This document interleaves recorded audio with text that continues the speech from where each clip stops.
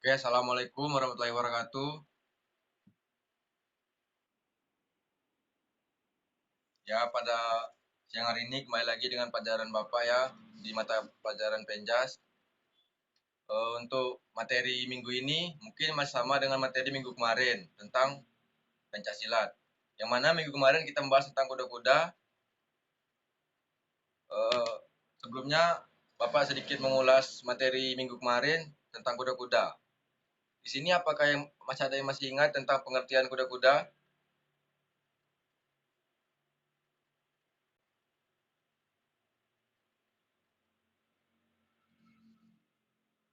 Oke.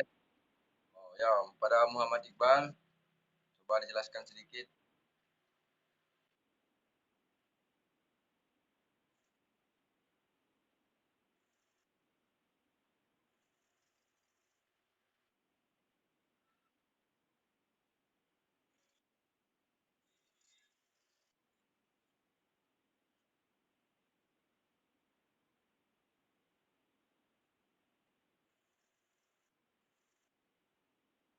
Oke, ya kepada Nah Iqbal sudah sedikit menjelaskan tentang pengertian kuda-kuda. Sedikit Bapak menambahkan lagi, pada dasarnya sikap kuda-kuda itu berfungsi untuk melatih otot kaki, khususnya untuk meningkatkan keseimbangan badan pada saat melakukan tendangan atau serangan lawan.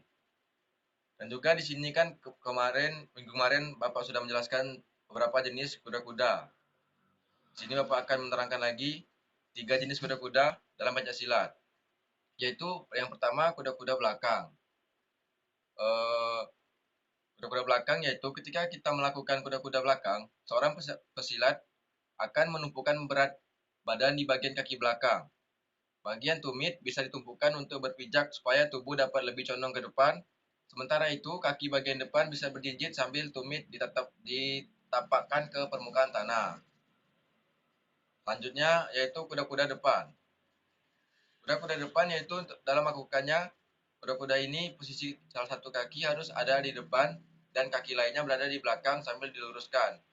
Kemudian, sampingkan kaki belakang dengan arah keluar dan tumpukan berat badan ke arah depan. Dan yang ketiga yaitu kuda-kuda tengah. Posisi kedua kaki sejajar adalah sikap kedua kuda-kuda tengah, yakni dilakukan dengan cara melebarkan kedua kaki sambil ditekuk. Tekukan kaki tersebut bertujuan agar badan bisa lebih rendah. Dengan demikian, letak berat badan saat melakukan kuda-kuda tengah berada di titik tengah tubuh. Posisi kedua telapak kaki serong membentuk sudut 30 derajat. Tampak depan, tampak samping, dan tampak belakang. Apakah sudah dimengerti?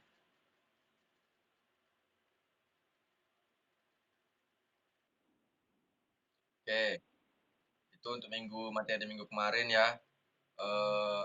Mohon maaf sebelumnya, kita untuk absensi nanti Bapak minta tolong sama Naikbal untuk mengkondisikan absensi anak-anak kelas kita yang hadir pada saat ini ya, Naikbal.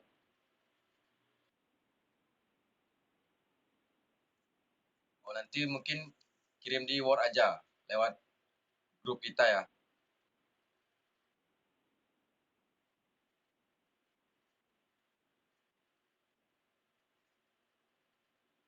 Oke, kita masuk untuk materi pada hari ini. Materi pada hari ini yaitu tentang serangan-serangan dalam pencak silat. Sedikit Bapak jelaskan tentang serangan. Penyerangan terdiri atas dua jenis, yaitu serangan langsung dan serangan tidak langsung. Serangan langsung dilakukan dengan cara melakukan penyerangan pada sasaran yang diinginkan. Sedangkan serangan yang tidak langsung dilakukan dengan melakukan gerakan-gerakan awalan untuk mengecoh lawan, sehingga posisi lawan berubah dan selanjutnya melakukan serangan pada sasaran. Pola penyerangan adalah merangkaikan teknik-teknik serang, misalnya serangan tangan lanjutkan dengan serangan tungkai, kemudian sapuan. Maka dari itu, untuk bisa merancang pola penyerangan harus menguasai dulu macam-macam serangan di antaranya. Yang pertama, serangan tangan. Nah, untuk serangan tangan ini pukulan depan, cara melakukannya sebagai berikut. Posisi tubuh berdiri kuda-kuda. Kan tadi kan Bapak sudah jelaskan tentang kuda-kuda. Nah, ini melakukannya dengan posisi kuda-kuda. Kuda-kuda depan, yaitu salah satu kaki di depan dan kaki lainnya di belakang lurus. Nah, itu posisi kuda-kuda depan ya. Salah satu tangan mengepal diluruskan ke arah sasaran dan tangan yang lain ditekuk di depan dada sambil jari-jari dirapatkan. Untuk materi ini kan tentang mempraktekannya dan tutorial ya kan sudah Bapak share di grup kita tentang videonya.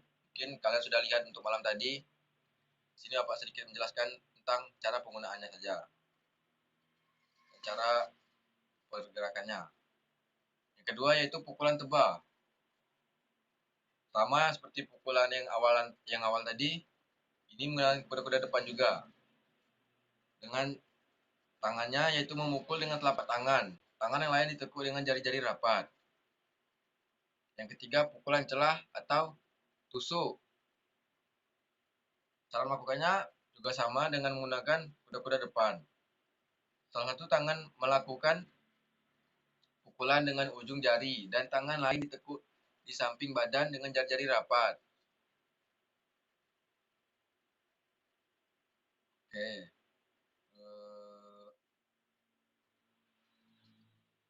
Dan yang keempat yaitu pukulan pedang. Pukulan ini bisa menggunakan kuda-kuda tengah, kuda-kuda depan, dan juga kuda-kuda samping. Gerakan pukulan ini, sisi telapak tangan dengan yang lain ditekuk di samping badan dengan jari-jari rapat menghadap ke depan. Yang kelima yaitu pukulan badul. Pukulannya yaitu dengan ayunan telapak tangan. Dengan posisi kuda-kuda, yaitu salah satu kaki di depan dengan lutut ditekuk dan kaki lain lurus di belakang. Yang keenam yaitu pukulan tampar. Cara melakukannya sebagai berikut. Salah satu tangan memukul ke sasaran dengan telapak tangan dan tangan lain ditekuk di depan dada dengan telapak tangan rapat menghadap ke depan. Yang ketujuh yaitu pukulan kepret. Dengan cara menggunakannya, salah satu tangan melakukan pukulan dengan punggung tangan dan tangan yang lain ditekuk di depan dada dengan telapak tangan rapat menghadap ke depan. Dan yang ke-8, serangan siku depan. Serangan ini dilakukan untuk pada lawan yaitu siku tangan kiri ditekuk lurus ke depan dan tangan kanan ditekuk ke depan dengan jari-jari rapat dalam posisi berdiri. Mungkin seperti ini aja. Apa tuh tangan kanannya ditekuk dengan posisi jari-jari dirapatkan dan tangan kiri ini untuk mendorong. Ini posisi serangan siku depan. Selanjutnya serangan siku belakang. Sama saja dengan serangan siku depan tadi. Posisinya sama seperti ini, cuman ini untuk meniku ke belakang. Dengan posisi kaki sedikit disilangkan ke belakang.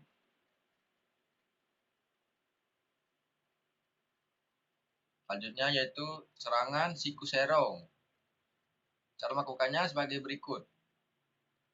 Untuk melakukan serangan kepada lawan siku, kanan ditekuk, kemudian dilemparkan ke arah sasaran dengan cara kiri ditekuk di depan dada.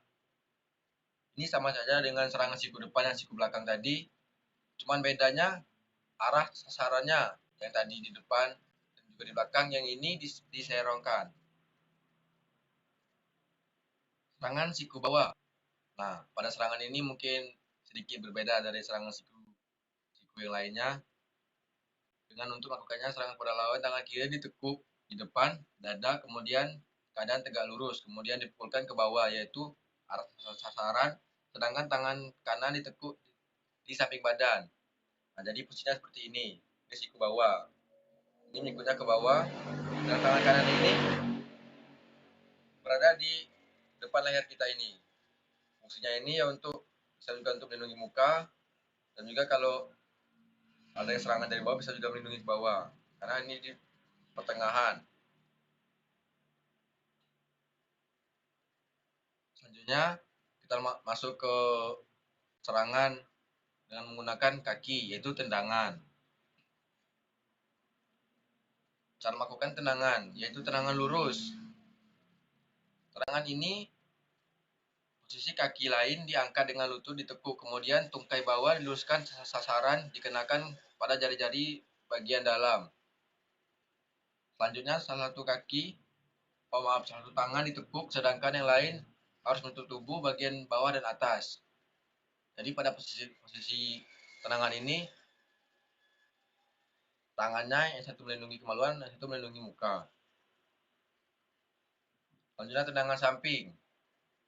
Tendangan samping ini hampir sama dengan tendangan lurus tadi, dengan posisi kaki yang lain diangkat dengan lutut sedikit ditekuk, kemudian jari-jari kaki diluruskan. Tapi bedanya tendangan ini arahnya ke samping. Yang tadi cuma lurus ke depan saja, yang ini arahnya ke samping. Posisi tangannya sama, melindungi muka sama melindungi kemaluan. Tendangan T. Tendangan T ini posisi awal berdiri dengan satu kaki sebagai tumpuan. Kaki yang lain diangkat dengan lutut sedikit ditekuk. Gerakan kaki tendang dijepitkan. Kaki yang tendang itu dijepitkan ke arah lawan, dikenakan dengan telapak kaki. Nah, tendangan ini arahnya berbentuk T ya, dengan posisi badan bungkus seperti ini. Kita menang ke arah lawan dengan posisi T. Untuk sasarannya, untuk penggunanya itu menggunakan telapak kaki. Bisa juga dengan pisauannya dengan kaki sedikit dimerengkan. Lindunginya sama juga, yang sama seperti tendangan yang lain, melindungi muka dan juga melindungi kemaluan. Selanjutnya tendangan gajul. Nah, tendangan ini hampir sama dengan tendangan lurus tadi. Bedanya tendangan ini menggunakan tumit. Yang tadi tendangan lurus tadi menggunakan telapak kaki, yang ini menggunakan tumit. Sama. Bedanya dari tendangan gajul ini diayunkan dari bawah ke atas. Untuk yang belum paham dengan Bapak jelaskan tadi ini, mungkin kalian bisa lihat video-video tutorialnya di grup yang sudah Bapak share tadi ya. Itu kan sudah jelas Bapak memberitahukan cara-cara penggunaannya. Ya, selanjutnya setelah serangan tangan dan serangan kaki tadi, kita lanjutkan ke jatuhan. Jatuhan ini memiliki beberapa jenis. Yang pertama sapuan. Sapuan yaitu meniadakan tumpuan badan lawan dengan sapuan usaha menjatuhkan lawan dengan cara menyapu kaki lawan menggunakan kaki. Dapat dilakukan dengan posisi tegak, rebah, dan atau lingkar juga, bisa juga. Yang kedua, kaitan. Kaitan ini yaitu meniadakan tumpuan lawan dengan kaitan.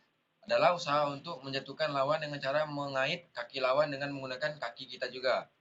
Dapat dilakukan dengan arah lurus, arah luar, dan juga dalam dan belakang. Yang tiga, angkatan. Angkatan adalah meniadakan tumpuan badan lawan dengan angkatan. Itu usaha untuk menjatuhkan lawan dengan cara mengangkat kaki lawan dengan menggunakan kaki, dilakukan dengan dalam atau dari belakang. Yang keempat, ungkitan. Ungkitannya itu usaha meniadakan tumpuan badan lawan dengan ungkitan. Adalah dengan menggunakan kaki disertai dengan dorongan tangan, guntingan tangan. Yang terakhir yaitu tentang jatuhan tadi yaitu guntingan. Guntingan ini usaha untuk meniadakan tumpuan badan lawan dapat juga dilaksanakan dengan guntingan, yaitu usaha menjatuhkan lawan dengan cara menggunting kaki lawan dengan menggunakan kaki, dilakukan dengan merebahkan diri.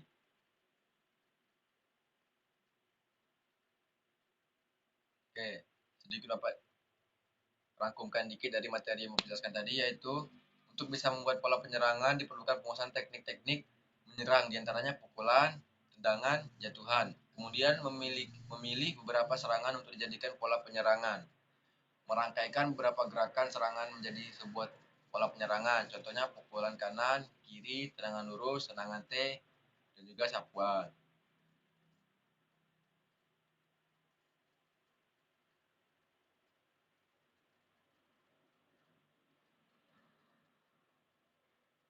Oke, di sini sudah Bapak jelaskan tadi tentang beberapa teknik-teknik serangan dalam Pancasila. Di sini Bapak ingin menanyakan, mungkin ada yang menyimak atau juga ada yang tidak menyimak. Bapak di sini akan sedikit menanya. Mungkin sebelumnya mungkin anak-anak ada yang bertanya dulu. Apakah ada yang bertanya? Oke, Muhammad Iqbal, silakan. Oke, di sini Muhammad Iqbal bertanya tentang bagaimana cara melatih tendangan Waalaikumsalam. kita supaya lurus dan juga kencang. Mungkin karena ini tidak kedengaran, saya rekam lagi dengan menggunakan audio ya. Terima kasih. Oke, terima kasih. Pertanyaan yang sangat bagus dari saudara Muhammad Iqbal tadi. Pertanyaannya itu, bagaimana kita melatih tendangan kita supaya bagus dan juga tenaganya kuat. Ya, kita pertama dari latihan fisik dulu. Seperti kita jogging di sore hari atau di pagi hari. Dan juga kita melatih tendangannya itu dengan menggunakan matras. Menggunakan matras, dengan ada yang megang matras dengan kita latih tendangan. Dan juga dengan melakukan kuda-kuda tengah. Kita latih kuda-kuda tengah kita, tahan kayak 5 menit, naik lagi, tahan lagi. Itu untuk apa? Untuk nanti otot-otot paha kita. Dan juga ada juga yaitu dengan latihan spare paha. Atau juga bisa kita jelaskan itu intinya dengan latih keseimbangan dengan tangan seperti ini kan. Tangan dilebarkan, dengan kaki satu turun ke bawah ke atas lagi. Nah, itu untuk mati otot paha, otot betis juga. Ya, apakah Bang sudah mengerti? Nah, kali ini Muhammad Iqbal bertanya lagi tentang cara melatih otot tangan kita supaya bisa tepat sasaran dan juga Otot ada tangan. powernya. Ya, sama juga kita latih otot tangan itu untuk melakukan serangan yang sangat menggunakan power tinggi dan juga ketepatan. Sama kita melakukannya dengan cara mati fisik dahulu. Dengan cara push up. Kita melakukan push up. Bisa juga untuk latih jepan kita push up menggunakan kepelan kita. Push up dengan menggunakan kepelan. Di diulas-ulas sedikit 10 kali, kayak 10 kali udah itu berhenti, lanjut lagi 15 kali, tambahkan lagi. Ya, seperti itulah Nah Iqbal. Nah, kali ini murid-murid bertanya tentang kapan praktek untuk peragaan pencaksilat ini. Prakteknya mungkin minggu depan ya. Karena harusnya sih minggu ini kita sudah praktek, tapi karena kondisi sekolah kita yang belum memungkinkan untuk melakukan tatap muka, jadi minggu ini kita Zoom lagi. Minggu depan, insya Allah sekolah kita sudah untuk siap untuk melakukan praktek tatap muka dengan syarat semuanya harus vaksin terlebih dahulu. Nah, kali ini murid-murid bertanya lagi tentang apa pakaian yang digunakan untuk praktek minggu depan. Nah, kalau untuk anak-anak yang memiliki celana silat, nggak apa-apa dipakai.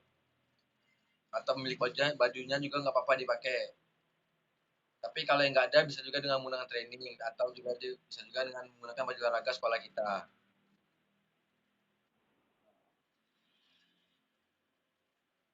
Kalau untuk anak-anak yang masih belum paham tentang Pancasila ini, kan juga saat ini kan ada pertandingan Pancasila di sawah lebar ya. Nah, kalian bisa nonton di sana untuk melatih pengetahuan kalian tentang gimana caranya pukulan. Ini Bapak, wah ini tendangan yang Bapak jelaskan tadi. Ini pukul Bapak jelaskan tadi. Oh, berarti benar Bapak jelaskan tadi. Nah, seperti itulah. Seperti guntingan, sapu, dari teknik yang lainnya. Ya, apakah ditambah tanyakan lagi? Cukup? Terima kasih.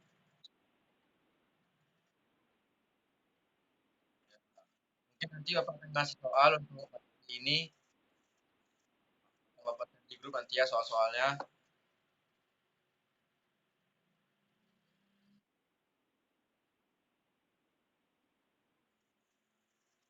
untuk paling lambat minggu depan. Minggu depan sudah dikumpulkan dengan tulis tangan ya, tulis tangan dan video.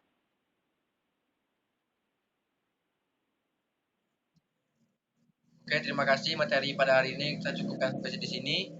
Bapak ucapkan selamat beraktivitas, selamat yang bekerja, yang ngurus anak. Assalamualaikum warahmatullahi wabarakatuh.